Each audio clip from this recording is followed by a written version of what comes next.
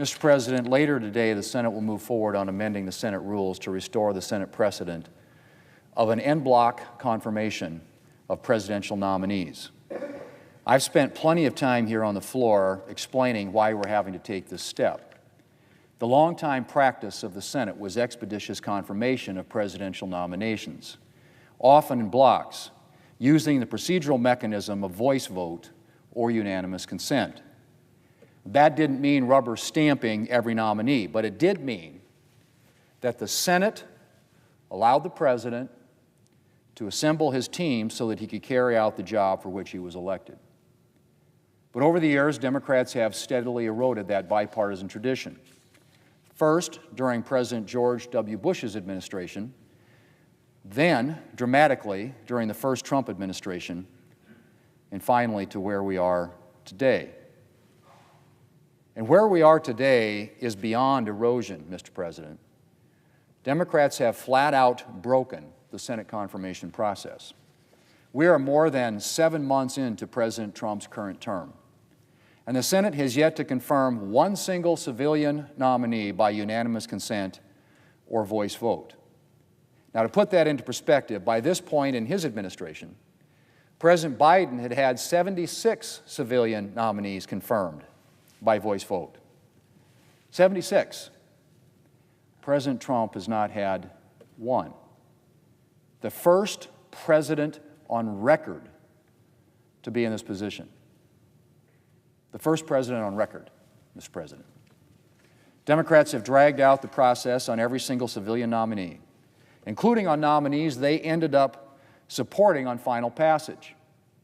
62 out of the 139 nominees we've confirmed have been confirmed with Democrat support. Democrats have refused to voice vote any of them. Why? Petty partisanship, Mr. President. Nothing more, nothing less, nothing else. The Democrat leader, of course, would claim that it's because we're dealing with historically bad nominees. But I won't waste time today debunking that. I don't need to. It's been debunked for me by the fact that close to half of President Trump's nominees have received Democrat support on final passage. And by the scores of Trump nominees who've emerged from committee with bipartisan support. No, this isn't about historically bad nominees. This is about petty partisanship. Democrats and their political base cannot deal with the fact that the American people elected President Trump. And so they're dragging out every confirmation in retaliation. Mr. President, it would be fine if this Democrat temper tantrum didn't affect anyone else. But Democrats' historic obstruction is having serious consequences.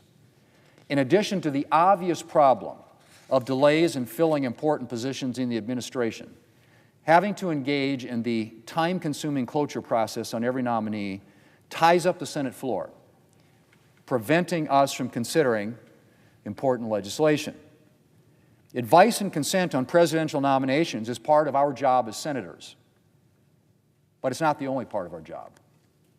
The Senate is first and foremost a legislative body, but that primary role is getting crowded out by the need to be constantly considering nominations.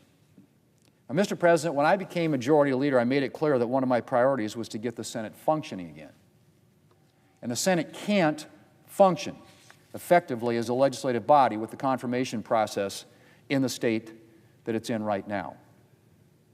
So today, the Senate will move forward on amending the rules to restore the long-standing precedent of confirming presidential nominees expeditiously. It would have been nice not to have to go through this process.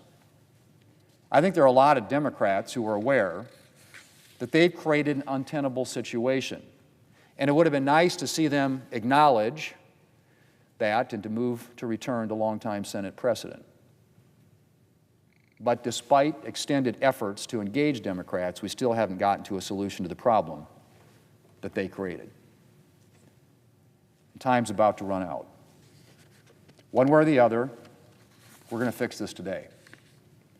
Fix it and restore the longtime Senate precedent of expeditious confirmation and the Senate's role as first and foremost a legislative body.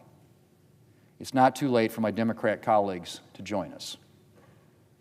I invite them to do so.